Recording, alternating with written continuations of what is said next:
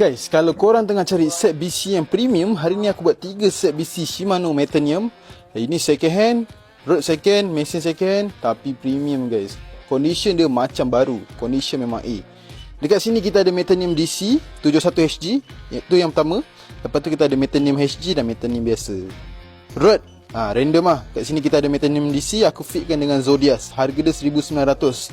Spek Zodias ni 6 kaki 10, 612 LB, 2 piece. Korang tengok combination dia cun guys. Handle dah tukar. Korang tengok handle iFish Bond. Pairkan pula dengan Zodias. Memang cun. Dapat set dengan tali. Yang ini harga dia 1900 sahaja. Harga boleh nego lagi. Condition mesin memang cantik guys. Ratio mesin 711. Ratio 7 ni kalau korang buat main kolam memang cun lah. Ini harga dia 1900. Korang dapat sekali dengan kotak dia, Metanium DC 71HG. 1900 saja. Itu yang pertama. Yang kedua kita ada Metanium HG dengan Road X-Prite. X-Prite ni dia punya panjang 6 kaki 6, 816 LB, one piece. Harga dia 1700. Harga boleh nego guys. Korang boleh tengok X-Prite guys, bukan Road biasa-biasa. Condition mesin memang lawa. Aku boleh cakap kat korang, Orchid Tackle jual BC second yang premium punya condition lah. Road one piece ni nak buat main kolam sedap. Sebab panjang 6 kaki 6 ni memang sesuai kolam lah. Nak jack ikan 2-3 kilo pun tak ada masalah Road X-Prite ni. Yang mana tahu X-Prite punya road ni, korang mesti tahu dia punya performance macam mana.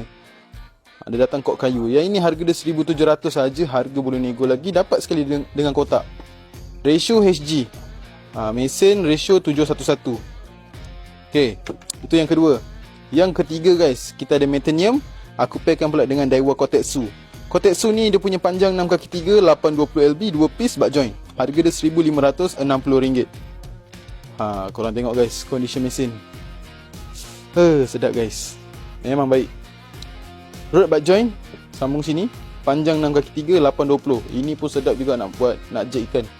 Tak ada masalah. Ini nak buat kolam air masin, memang sesuai sangat-sangat guys. So ada 3, korang boleh screenshot salah satu set yang korang nak. Harga semua boleh nego. Korang screenshot dah hantar dekat kita orang pada nombor yang tertera dekat atas ni. Screenshot sekarang. Dah screenshot, korang PM. Lepas PM, nanti kita deal lah. Nak datang kedai pun boleh, alamat dekat atas. So macam biasa guys, apa-apa korang roger je. Dan kami juga menerima trade in Riz dan Road. Sekian, terima kasih.